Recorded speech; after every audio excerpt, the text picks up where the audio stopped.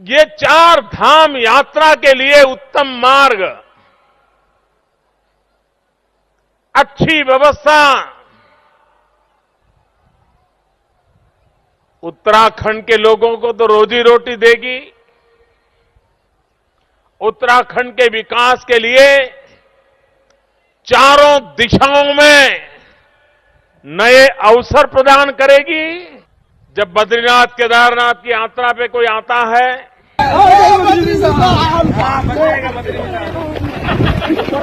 जब निकलता है तो 2-3 दिन बीच में खाली रखता है। उसको वो टूर के ऑर्गेनाइजर के बताए थे कि देखो भाई, वापिस आने का टाइम टेबल पक्का नहीं रहेगा। क्यों? बोले पूरी यात्रा के दरमियान कहीं तो कहीं लैंडस्लाइड हुआ होगा, 1-2 दिन रास्ते पर रुकना पड़ेगा, तब जाकर के मुश्किल से यात्रा हो पाएगी। लेकिन यहां तो उसको चिंता रहती है कि अगले मुकाम पर पहुंच पाएंगे कि कहीं लैंडस्लाइड हो जाएगी, कहीं ट्रैफिक जाम हो गया होगा, 1-आध गाड़ी ब्रेकडाउन पड़ी होगी, तो हम आगे निकल पाएंगे कि नहीं निकल पाएंगे। इतनी कठिनाइयों के बीच आज हमारी यात्रा होती है।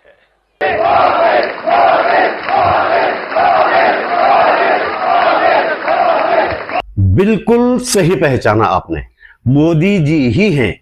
ये भाषण उन्होंने 2016 के दिसंबर में देहरादून में ऑल वेदर रोड का वर्चुअल शिलान्यास करते हुए दिया था।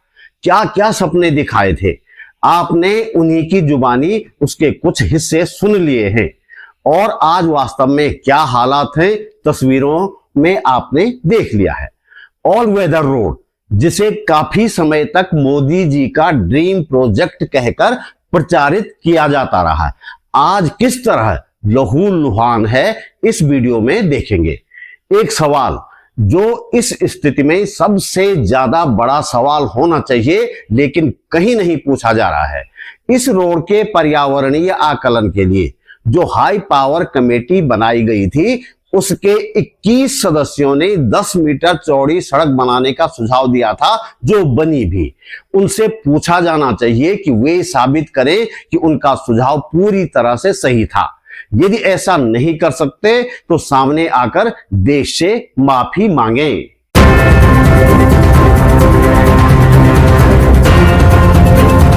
नमस्कार, बात बोलेगी चैनल पर आपका स्वागत। मेरा नाम है त्रिलोचन भट्ट और मैं करता हूं जन सरोकारों की बात।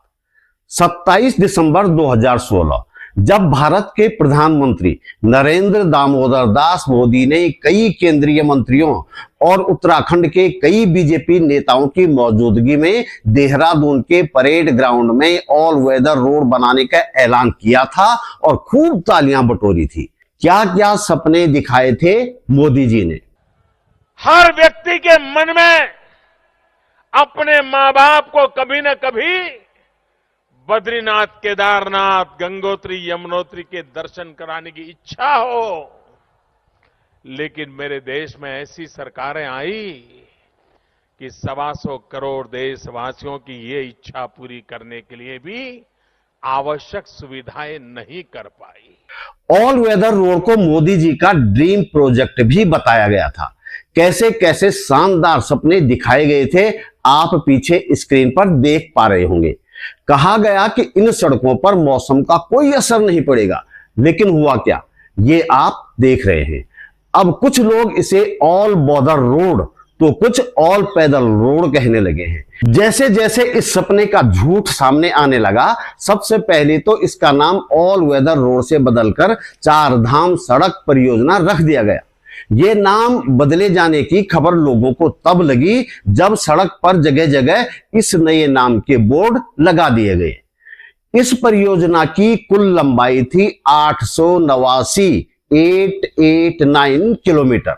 नियमानुसार 100 किलोमीटर से ज्यादा लंबी परियोजना के लिए पर्यावरणीय मंजूरी लेनी होती है। इससे बचने के लिए एक धूर्तता भरा फैसला लिया गया। पूरी परियोजना को 53 टुकड़ों में बांट दिया गया और इस तरह से इस बड़ी परियोजना के लिए पर्यावरणीय मंजूरी लेने की जरूरत खत्म हो गई। यानी कि पहाड़ों को जैसे मर्जी काटो फाड़ो, जंगलों को रौंद डालो, इस तरह की बंदिशों से सरकार मुक्त हो गई या इस तरह के काम करने की छूट मिल गई। 2017 में सड़कों का चौड़ीकरण शुरू हुआ, बेतरतीब पहाड़ काटे जाने लगे, जंगलों की विनाश लीला शुरू हुई। 2018 में देहरादून स्थित सिटीजन फॉर ग्रीन दून और कुछ अन्य सामाजिक कार्यकर्ताओं ने इस काम को, चौड़ीकरण के काम को सुप्रीम कोर्ट में चुनौती दी। उनका कहना था कि बिना उचित पर्यावरणीय प्रभाव आकलन यानी EIA के सड़कों का चौड़ीकरण किया जा रहा है। इससे बड़ी मात्रा में जंगलों का कटान हो रहा है, भूस्खलन होने की संभावना है और जल स्रोतों को नुकसान पहुंच रहा है। इसके साथ ही यह भी तर्क दिया गया कि 10 से 12 मीटर चौड़ी सड़क हिमालय जैसे संवेदनशील इलाके में खतरनाक साबित होगी। अगस्त 2019 में सुप्रीम कोर्ट ने हाई पावर कमेटी गठित की, जिसके अध्यक्ष डॉक्टर रवि चोपड़ा बनाए गए। इस समिति का काम था कि पर्यावरणीय नुकसान का आकलन करना और सुप्रीम कोर्ट को रिपोर्ट देना। सरकार ने यहां भी चालाकी की। सुप्रीम कोर्ट ने तो डॉक्टर रवि चोपड़ा को अध्यक्ष बनाया था। सरकार ने कई सारे अपने लोग जो अलग अलग सरकारी विभागों में या एजेंसियों में थे, उन्हें कमेटी में ठूंस दिया और 26 सदस्यों की एक भारी भरकम कमेटी बना दी। इसका नतीजा ये हुआ कि जब रिपोर्ट देने की बारी आई तो कमेटी 2 हिस्सों में बंट गई। एक तरफ थे अध्यक्ष डॉक्टर रवि चोपड़ा, भूवैज्ञानिक डॉक्टर नवीन जुयाल और पर्यावरणविद डॉक्टर हेमंत ध्यानी, 2 अन्य लोग भी उनके साथ थे। और दूसरी तरफ थी 21 तथा कथित वैज्ञानिकों की फौज। डॉक्टर रवि चोपड़ा की अल्पमत समिति ने अपनी रिपोर्ट में सड़क की चौड़ाई 5.5 मीटर रखने, भू तकनीकी और भूवैज्ञानिक जांचें आवश्यक रूप से करवाने, ढलानों और तेज कटाव से छेड़छाड़ न करने, वेरिएबल डिजाइन अपनाने, कुछ जगहों पर एलिवेटेड रोड बनाने जैसे सुझाव दिए। अपनी रिपोर्ट में डिफेंस को बहानेबाजी बताया और परियोजना से जुड़े बड़े पर्यावरणीय जोखिमों पर भी चेतावनी दी। डॉक्टर रवि चोपड़ा और अन्य 4 सदस्यों ने अपनी अल्पमत रिपोर्ट सौंपकर इस कमेटी से, हाई पावर कमेटी से इस्तीफा भी दे दिया। दूसरी तरफ 21 सदस्यों वाली फौज ने सामरिक दृष्टि, बर्फ की निकासी और स्थानीय लोगों की सुविधा जैसे कुतर्क देकर सड़क की चौड़ाई 10 मीटर करने की सिफारिश ठेल दी। सुप्रीम कोर्ट ने डॉक्टर रवि चोपड़ा वाली अल्पमत वाली रिपोर्ट को तवज्जो दी और 4 धाम रोड की चौड़ाई 5.5 मीटर रखने का आदेश दिया। बाद में डॉक्टर रवि चोपड़ा की जगह रिटायर्ड जज AK सिकनी को कमेटी का अध्यक्ष बनाया गया। केंद्र सरकार ने कुछ तिकड़में भिड़ाई और सुप्रीम कोर्ट से 10 मीटर चौड़ी सड़क की मंजूरी ले ली।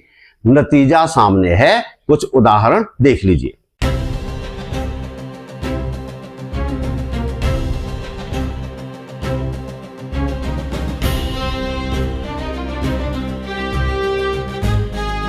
आज जब all weather road, all border road या ऑल पैदल रोड बन चुकी है, चौड़ीकरण के बाद सैकड़ों नए स्लाइडिंग जोन उभर आए हैं।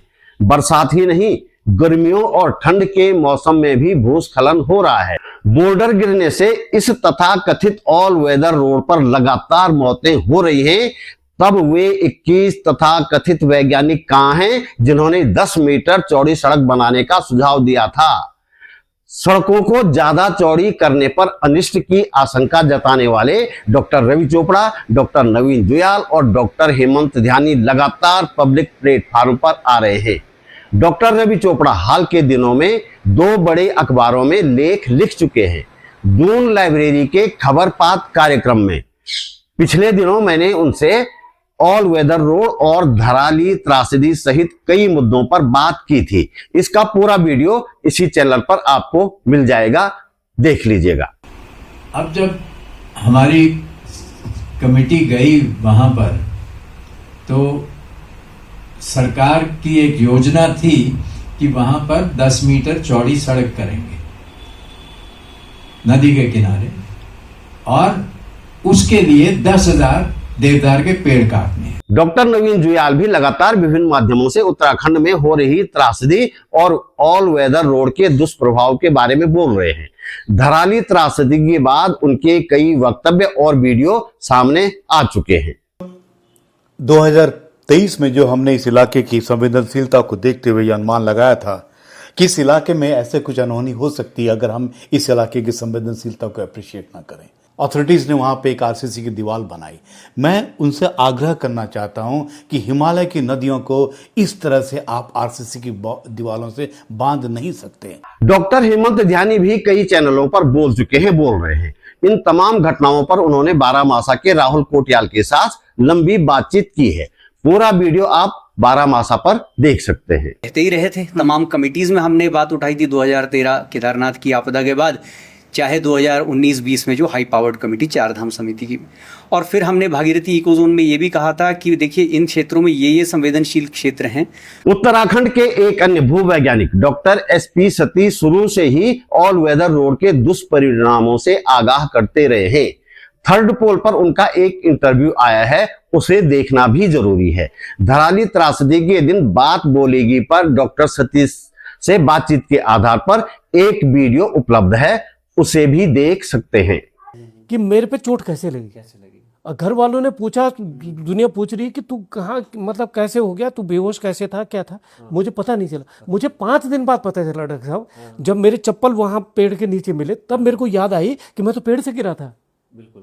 तो ये भी एक ट्रॉमा है, लेकिन ये इसको मैं सकारात्मक बोलूंगा। इन तमाम गतिविधियों के बीच 10 मीटर चौड़ी सड़क बनाने की सिफारिश करने वाले वे 21 वैज्ञानिक कहां हैं? वे क्यों नहीं लोगों के सामने आते? चारधाम सड़क ही नहीं, इस पूरे क्षेत्र में हो रही तबाही का असली कारण तो वे 21 ही हैं। मैं बात बोलेगी के माध्यम से उन 21 लोगों को चुनौती देता हूं कि जनता के सामने आए और बताएं कि उन्होंने पहाड़ को ये घाव क्यों दिए। वे या तो बताएं कि 10 मीटर चौड़ी सड़क से उत्तराखंड को क्या फायदा हुआ, या देश से और खासकर उत्तराखंड के लोगों से माफी मांगें।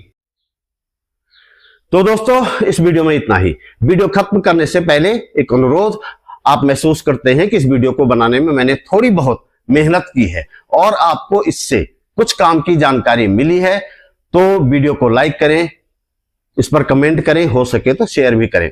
पहली बार मेरे चैनल पर आए हैं तो चैनल को सब्सक्राइब अवश्य करें। मेरा फेसबुक पेज फॉलो करें, बातबोलेगी.com भी देखें। हमारे पास इनकम का कोई जरिया नहीं है, इसलिए यदि आप समर्थ हैं और चाहते हैं कि यह चैनल आगे भी चलता रहे, तो अपने जेब खर्च में से एक छोटी सी राशि निकालकर मुझे आर्थिक सहयोग अवश्य भेजें। आप YouTube पर वीडियो के नीचे ज्वाइन बटन पर जाकर या सुपर थैंक्स पर जाकर मेरा सहयोग कर सकते हैं। डिस्क्रिप्शन में बैंक डिटेल भी है। जल्दी मिलते हैं एक और मुद्दे के साथ, एक और वीडियो में। नमस्कार।